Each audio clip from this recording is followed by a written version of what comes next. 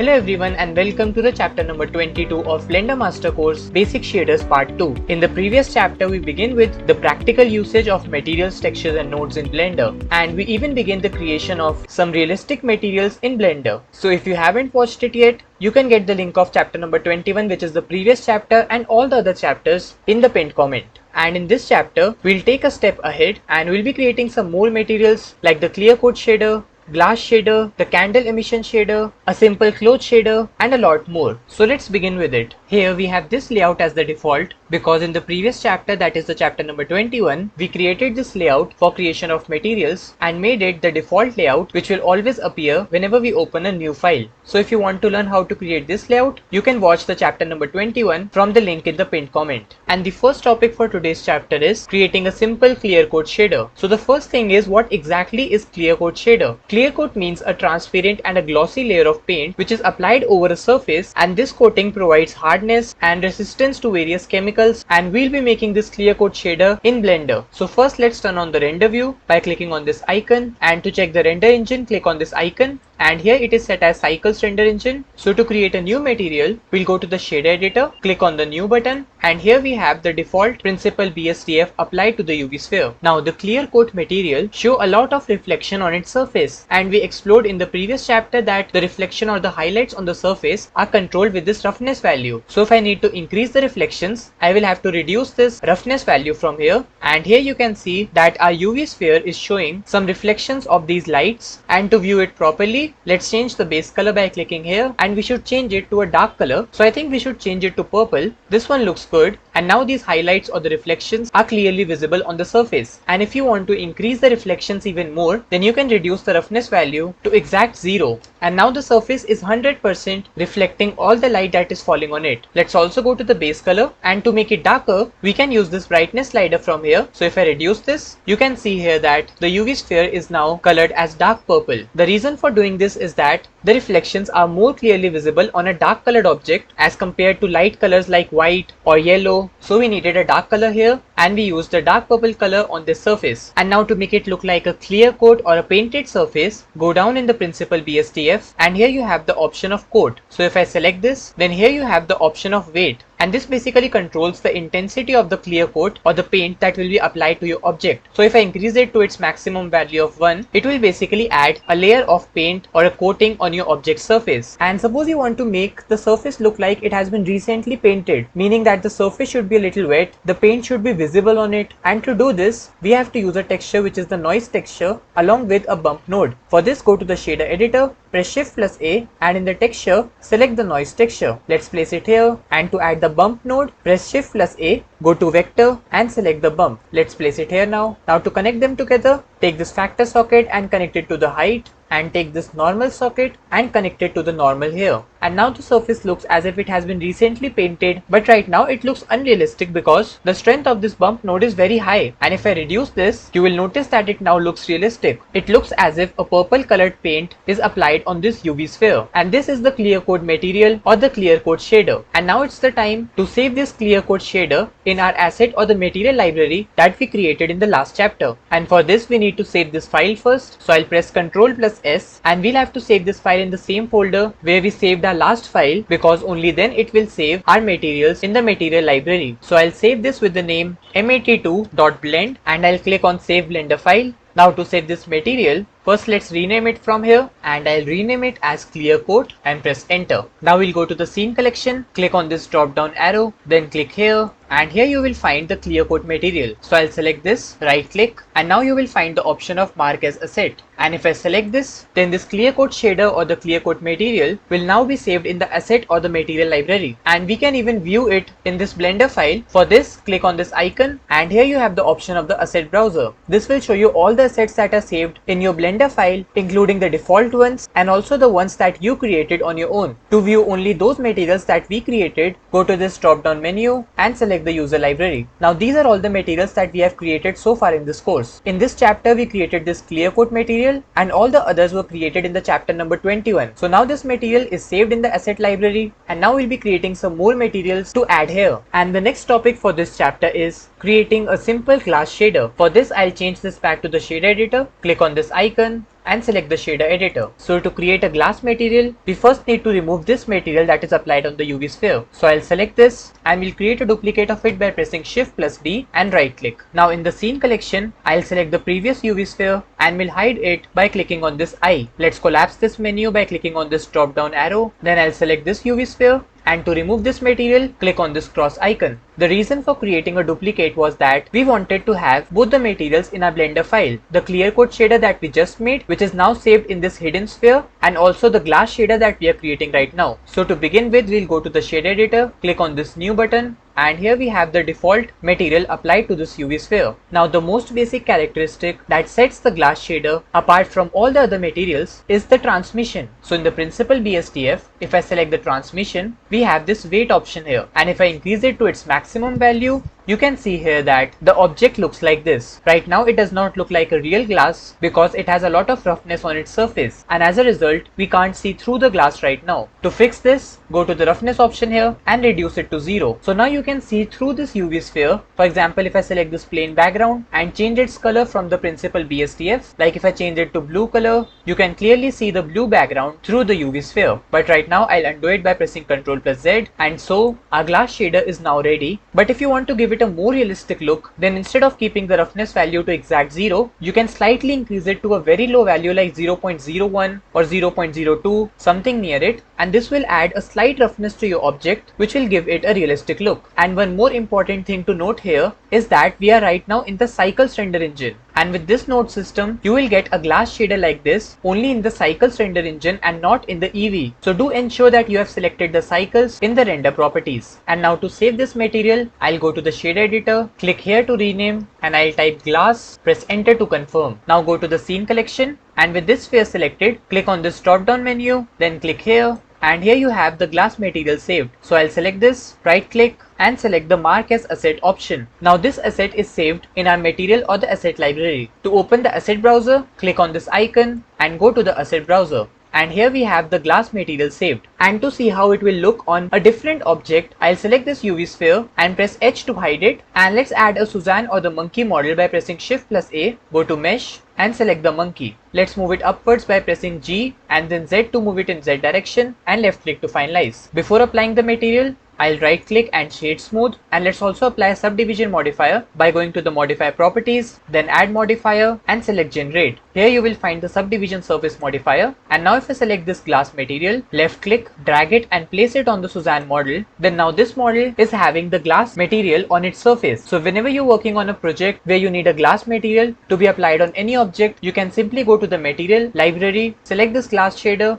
and apply on that object. And now the third topic of our chapter is to create the model of a candle and give it some material. And to begin with it, I'll delete the Suzanne model by pressing X. Let's also bring the shader editor here by clicking on this icon and selecting the shader editor. And now to begin with the actual modeling, I need to add a cube in my scene. So I'll press Shift plus A, go to mesh and select the cube. So here we have the cube added in the scene, and this will be the base on which the candle will be placed. But I think that we need to move it down by pressing G and then Z and left click to finalize the position. And to get a better view, let's also move it in the Y direction towards the camera. So I'll press G and then Y, and let's bring it forward in the Y direction. Let's also bring it slightly upwards by pressing G and Z, and this looks perfect now. And to give it some material, I'll go to the shade editor, click on this new button, and let's change the base color from here, and let's change it to yellow color. And now our base for the candle looks perfect. Now to place the candle on the top of this base, we first need to place our 3D cursor here. To do this, hold down the Shift key and right click at the top of the base, and now we have the 3D cursor placed on the top of the cube. Now to create the candle, we'll be using a cylinder. So I'll press Shift plus A, go to mesh and select the cylinder. Now let's tab into the edit mode, and we need to scale it down. So I'll press S and let's scale it down like this, and left click to finalize. Let's also move it upwards in the Z direction. Now we need to scale it up in the Z direction also, and this much looks perfect. So I left click to finalize. So the model of our candle looks like this right now, but I think that we need to scale it down in the X and Y directions. For this, I'll press S, and because we only need to scale down in X and Y directions and not in the Z direction, so I'll press Shift and Z, and now I can scale down in the X and Y direction simultaneously. Now it looks perfect, so I'll left click to finalize, and I'll go back to the camera view by pressing 0 on the numpad. Let's move it downwards by pressing G and then Z, and it looks like this now. And now to make it look like a real candle, we need to go to the face select mode by pressing 3, and also I think that we should go to the solid mode instead of the render view since we are modeling this candle right now. So click on this icon to go back to the solid mode, and now to model the candle, select this top face, press I to inset, and let's inset the face this much and left click to finalize. And if you want to change the size of this face, you can press S to scale it up or scale it down. But I think that this much should work, so I left click to finalize it. And what I'm gonna do with this face is that I'll extrude it in the Z direction. Let's move it downwards and left click to finalize. Now I'll inset this face again by pressing I and left click to finalize. And the reason for doing all this is that we want to make the wick of the candle. And to do that, we now have to extrude this face. So press E and let's move it upwards in the Z direction and left click to finalize. Now we'll scale this down like this. Now let's insert it one more time by pressing I and taking the cursor towards the candle. Now we'll be making this very small because this is going to be the base of the candle's wick. So I think this much should be fine. So I left click to finalize this. And now to make the wick, we need to extrude this face. For this, press E and move it upwards and left click to finalize. But one problem with this is that the wick is completely straight, but in reality it does not look like this because it is slightly bending or slightly curved. And to make it appear slightly bending, we'll first move this down by pressing G and then Z like this and left click to finalize. Now we'll rotate this face by pressing R and let's rotate it a little bit like this and left click to finalize. Now we'll extrude again and left click. Now you can see here that the wick of the candle is now being bent like this. Similarly, we'll again extrude it 2 to 3 times by first rotating it a little bit, left clicking and then pressing E to extrude it and left click again. Now this looks good. To make it look better, I'll scale down this face by pressing S and let's scale it down like this and left click to finalize. And now our candle looks like this. We'll go back to the camera view by pressing 0 on the numpad. Now you might have noticed that in real life, the melted wax of the candle looks like this. And to create this thing in our candle model, we need to view the top face of this candle model, and with the face select mode enabled, we'll select some random faces from here. So with the shift key holded, I'll select some random faces like this. But here you can see that the tip of the candle wick is also selected and we do not need that. So to deselect it, hold down the control key and left click and drag like this. Now the face at the tip of the candle wick is now deselected. So we'll continue with selecting the random faces here. So you can select any random faces that you wish. It's not mandatory to select only those which I am selecting in my scene right now. And now with these faces selected, press G and then Z to move them downwards like this and left click to finalize. Let's go back to the camera view by pressing 0, and now the model of the candle looks like this. To make it look realistic, we'll return back to the object mode and we'll apply some modifiers. We'll be applying 2 modifiers. The first one is the bevel modifier and the second one is the subdivision modifier. So in the modify properties, click on add modifier, then go to generate and select the bevel. Then again go to the add modifier, and in the generate you will find the subdivision surface. Let's increase the level viewport to 2 or maybe 3, and you can also make it more realistic by going to the bevel and increasing the number of segments. By default it is set at 1, but let's change it to a higher number like 3, and now it looks like this. So if I go to the camera view again, then the candle model looks perfect now. And now to make the flame of this candle, we'll be adding a UV sphere at this point. So let's first place our 3D cursor here at the tip of the candle wick. For this, first I'll zoom in and then hold the shift key and right click here.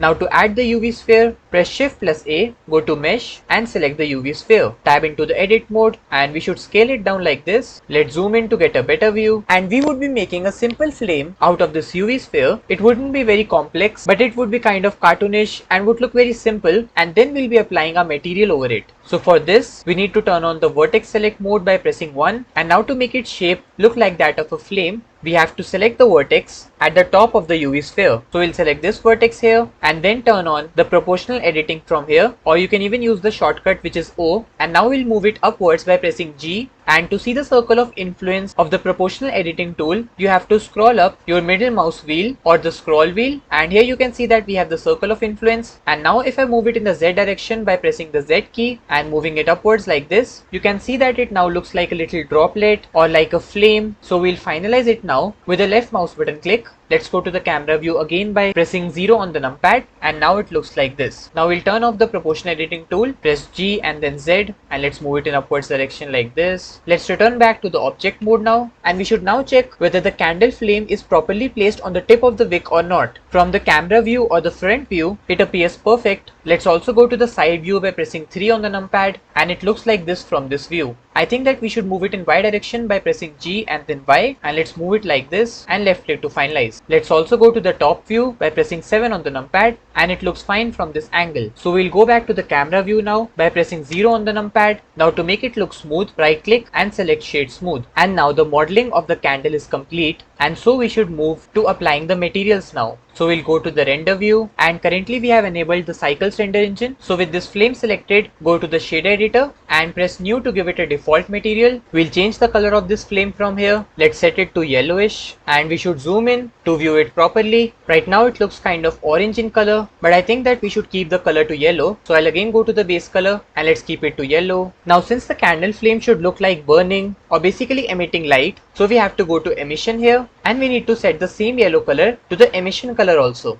And to do this, you can basically left click and drag this color, and now to drop the color in the emission color, simply release the left mouse button click, and now both the base color and the emission color is same. To see the emission effect here, we need to increase the strength, so let's increase it to a very high value like 40. And to see how it actually looks, we need to turn off all the lights in our scene. So we'll go to the scene collection, and we have these two lights in our scene right now. So we'll click on this I button, and similarly for this one. And now there are no lights in our scene, and all the brightness is because of this candle flame. But yes, right now we have a default HDRI added in Blender, which is also contributing to the light in our scene. And to disable it, click on this drop down here, and here you have the option to control its strength. So we'll reduce it to 0, or maybe to a slightly higher value like 0.1, or I think that we should lower it down to 0.05, and now it looks like this. Now most of the light in our scene, or to be more precise, more than 95% of the light in our scene is coming from the flame of this candle. Now the candle flame looks perfect, but another thing to consider is the material of the wick of the candle. We'll go to the shader editor, click on the new button, and here you have the default material applied to this candle. Now we have to go to the base color and change it to complete black. To view it properly, let's try to change the angle, because earlier the background was also black, so the candle was not visible properly. But now from this angle we can clearly distinguish between the candle and the background. The next thing to do is that we have to increase the roughness value to its maximum. So we'll increase it to 1, and we'll be using this material not for the candle but only for the wick of the candle. But because both the candle and the wick are part of the same object, both are having this black color. To fix this, tab into the edit mode, and we have to go to the side view by pressing 3 on the numpad. I think that for editing we should increase the strength of the HDRI so that all the things are clearly visible. So we'll go to this drop down menu here, and let's increase the strength to something like 0.5, and now we have a better lighting in our scene. So let's zoom in, and now what we are gonna do is that we'll be selecting only the wax part of the candle, or basically the main body of the candle, and we'll assign it a different material. To do this, first enable the X-ray mode by pressing Alt plus Z. Take your mouse cursor over here, left click and drag it, and if I release the left mouse button click, then the entire candle body except for the wick is now selected. And to give it a different material, we'll go to the materials properties, click on this plus icon, and then click on this assign button. Now if I go to the object mode, you can see here that the candle body is having the white color, but the candle wick here is having a slight dark color. Let's go back to the camera view now by pressing 0 on the numpad, and now our candle looks like this. Now to create the wax material of this candle, I'll select this body, and in the shader editor, click on this new material button. Let's go to the base color and change it to slight yellow, and this looks fine. Now one of the most important characteristics of the wax material is that it allows some light to pass through its surface. That is, it shows slight patches on its surface where light is being passed. You can see this image of a real candle and how it is allowing some light to pass through it. And to create an effect like this, in Blender, you have to go to the principal BSDF, and here you have the option of subsurface. So I'll select this, and to see its effect, we have to increase the weight from here. So let's try to increase it, and now if I zoom in, you will notice that there are some slight red patches here. It might not be properly visible from this angle, so let's try to change the angle. Let's zoom in a little bit, and now if you observe closely, then you can see that there are some slight red patches here which are due to this subsurface, and now it looks like a real wax material.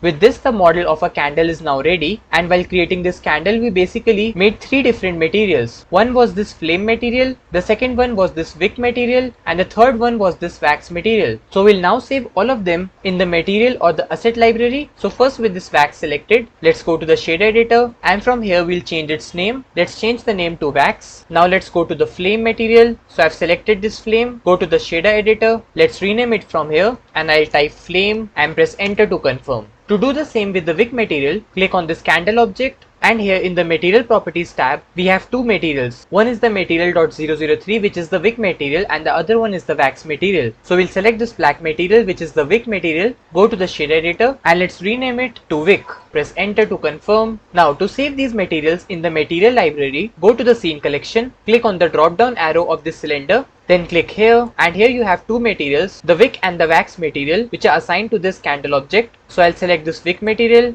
right click and mark as asset. Similarly, I'll go to the wax material, right click and mark as asset. Now for the flame material, left click on this flame, go to the scene collection, and we'll scroll down, click on this drop down arrow, and then click here. And here you have the flame material. So I'll select this, right click and click on mark as asset. Now to view the asset library or the material library here, click on this icon and go to asset browser. This one is the flame material, this one is the wax material, and this one is the wick material. So we have now saved all these materials in the material library, and now it is the time to move to the next topic of this chapter, which is creating a simple cloth shader. And for this we'll save this file and open a new Blender file. So I've created a new Blender file here with this layout, which we saved as the default layout in the chapter number 21 for all the files. And to create the objects for the cloth shader, we basically have to delete all this setup. For this, press A and X to delete all. And now we'll be adding an icosphere in our scene. So I'll press Shift plus A, go to Mesh and select the icosphere. The icosphere is different from the UV sphere because of its structure. You can see these pointing vertices at the surface of the icosphere, whereas if I add a UV sphere by going to the add menu, and in Mesh if I select the UV sphere and move it in X direction, then you can notice the difference between the two. So in this case we'll require an icosphere and not the UV sphere. So with this selected, I'll press X to delete it. Let's select this icosphere. Now this icosphere will be used to place our cloth object,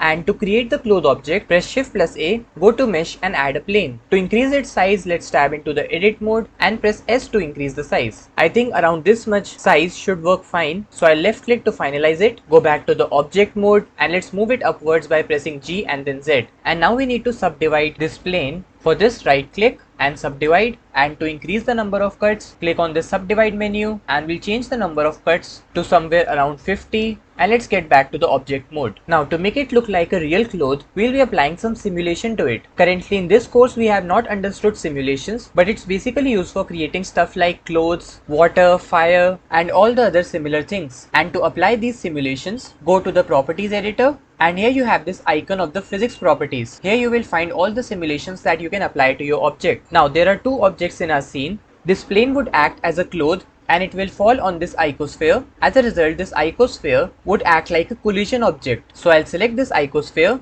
go to the physics properties and apply the collision. We'll be learning all these physics properties or the simulations in the future chapters of this course as well, but right now let's look at the collision. So here we have applied the collision physics to this icosphere, meaning that it will now become a colliding object, and we'll see its effect later on. Now I'll select this plane, and to make it a cloth, go to the physics properties and select the cloth. And right now we'll keep the default values that are present here. We won't be changing anything. First we'll look at the impact that these default settings would make in our scene. But before moving further, let's first save this file. So I'll press Ctrl plus S, and we'll save this in the same folder where I saved the previous two files. So let's change the name from here, and let's keep it cloth shader. Press enter and click on the save blender file. Now this file is saved, and to see how this cloth physics will work, go to this animation timeline that is present here and press this button to play the animation, or else you can simply press the space bar to view the animation. So I'll press the space bar, and this is how the cloth simulation is working. This plane object has now turned into a cloth which fell on the icosphere, and we created this simple animation from it. And to make the collision look better and more realistic, go to the physics properties here, and we'll scroll down, and here we have an option of collisions. So I'll select this, and if I scroll down again, you will find an option of self collisions, and if I turn this on, and go back to the frame 0 by left clicking here and dragging it on the frame 0. And now if I play it, you will notice that now the clothes and the collision looks much more realistic than before. So the only thing that you should do right now in this physics properties is to turn on the self collisions. Although everything looks perfect right now, but if you look at its geometry, the cloth material looks very rough. And to fix this, simply right click and select shade smooth. And now it looks like a real cloth material. And to fix these pointing vertices or the edges, simply go to the modifier properties. Here this cloth modifier is appearing because we have applied the cloth simulation to our object. But if I go to the add modifier, then in the generate, I'll find the subdivision surface. So I'll apply it, and now that roughness is completely gone and our cloth objects look perfect now. If you want to give it even more realistic look, you can simply increase the levels viewport in the subdivision menu. Right now it is set to 1, but let's increase it to 2, and now the subdivision has increased in the cloth object, which makes it look better. Now everything in this cloth object is perfect right now except for the thickness. If you look closely, you will notice that our cloth object has no thickness. It simply looks like a paper, and to give it some thickness, we have to apply the solidify modifier. So I'll go to the modify properties, click on add modifier, and in the generate you will find the solidify modifier. And now you can see that some thickness is visible on our cloth material. And now our cloth object looks perfect. And so it's the time to give it some material. But before that, we need to get the lighting set up first. For this, I'll press Ctrl+S to save all the changes. And now I'll be opening the same file where we created the candle. For this, press Ctrl+O, select that file and click on open. And here we have the file where we made this candle. Now I'll select this candle and with shift key hold it, I'll select this flame, press H to hide them. Now to bring the cloth object and the icosphere in this scene, we need to import them. But before that, let's place this 3D cursor at the center by pressing Shift+C, and now it's at the world origin. To import the cloth material,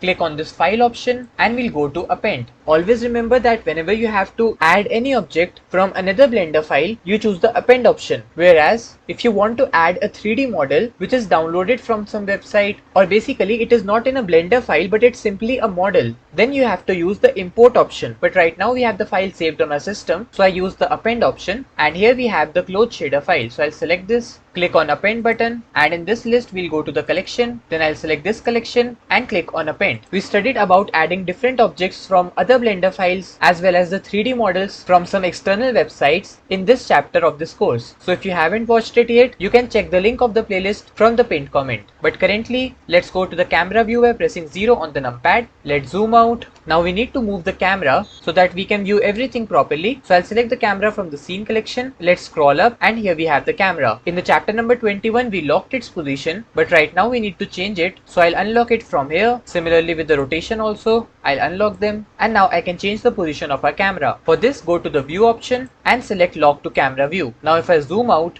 the camera view will also change. Let's select this cube here and press X to delete. Let's also select this icosphere, and with the shift key hold it, I'll select this plane, and let's move them upwards by pressing G and then Z like this, and left click to finalize. Now to get a proper view from the camera, we'll select the camera from the scene collection, and to move it, I'll click on this item, and from here you can change the location and the rotation of your camera. So let's increase it in the Z direction to move it upwards. Now I'll reduce the rotation in the X direction. Let's again move it upwards in the Z axis, and now it looks perfect. Let's also turn off the lock camera to view. For this, go to the view and turn off the lock camera to view. Now let us zoom in, and this is the icosphere object which has the collision physics applied to it, and this is the cloth object. Now to give it some material, first I'll play the animation by pressing the space bar and press the space bar again to stop it. It looks perfect like this, and I think that we should move the cloth and the icosphere upwards so that it is completely visible. For this, with the shift key holded, go to the scene collection and select the icosphere. Now before changing their position, there's one more important thing to do, which is to go to the timeline and take the pointer back to the frame 1. And now to move them together, press G and then Z, and let's place them here.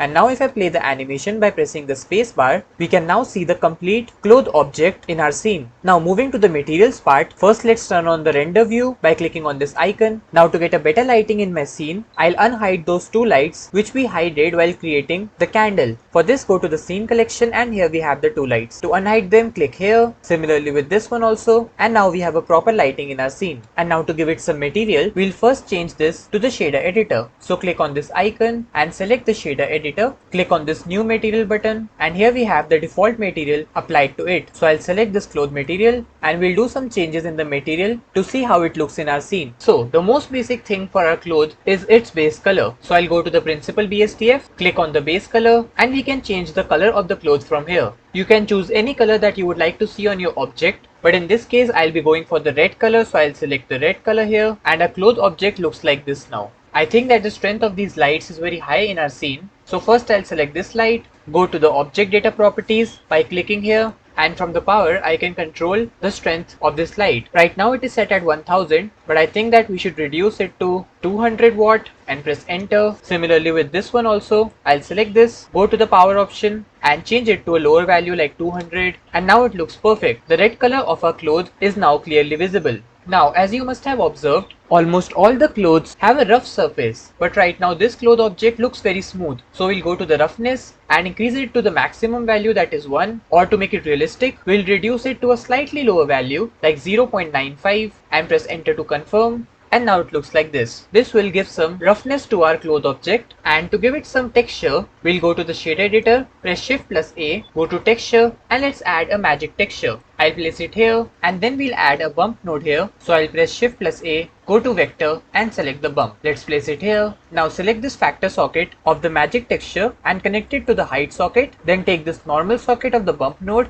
and connect it to the normal of the principal BSTF. And now you will notice some patterns on your object's material. So if I zoom in to view it properly, it appears like this. But in real life, no cloth has a pattern like this. So to adjust this pattern, you will go to the magic texture and increase the value of the scale. By default, it is set to 5, but let's increase it to a very high number like 50. And now you get this realistic looking pattern on your object's material. To make it look even more realistic, you can further increase the scale. So let's increase it to around 60, and now it looks like this. Now if I zoom in to view it closely, you will observe that it really looks like a real cloth fabric. It has a pretty decent texture on its surface, and you can even control the strength of this pattern or this effect from the bump node here. So here you have the option of controlling the strength, so you can play with different options here, try to change the values, and you will end up making some different and some new patterns for your cloth object. Also, we'll try to add a noise texture which will give a slight roughness and a realistic look to the cloth material. So I'll press Shift plus A, go to texture and select the noise texture. Let's place it here. Now I'll take this factor value and connect it to the height of the bump. Then I'll change the scale to a very high value like 50. Also I'll increase the detailing from here to give it a realistic look. Right now it is set to a value of 2, but if I increase it to a higher value like 16,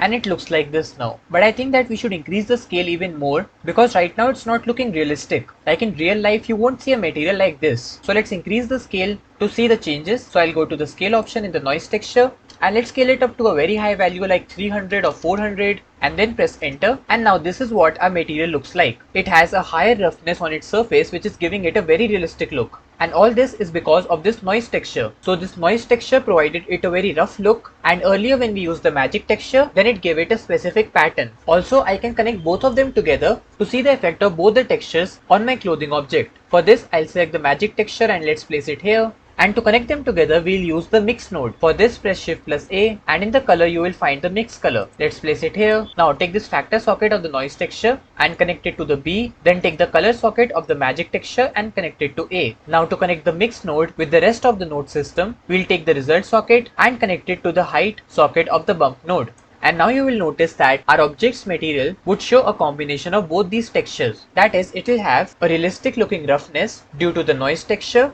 and this pattern because of the magic texture. And so we have created this simple clothing shader in our scene. Let's also save this material in the material or the asset library that we created. For this, go to the shader editor. Let's rename it from here, and let's keep its name as red fabric. So I'll enter the name and press enter to confirm. Then go to the scene collection, click on this arrow, then click here, and here you will find the red fabric material. So I'll select this, then right click and go to the mark as asset option. To view the asset browser, click on this icon and select the asset browser. And here we have the red fabric material saved in our library. So till now in these two chapters, that is this one and the previous one, we created these 12 materials and even saved them here so that we can use them whenever we are done with the modeling of any object and we need to apply some material to it. And this also brings us to the end of this chapter. And in the next chapter, which is the chapter number 23, we'll begin with the understanding of procedural shaders. In that chapter, we'll discover the procedural texture nodes, procedural car paint shader, So the next chapter, that is the chapter number 23, will be the part 1 of the procedural shaders. So don't forget to subscribe to our channel, press that notification bell so that you can get timely updates about the upcoming chapters. Thank you for watching and we'll see you in the next one.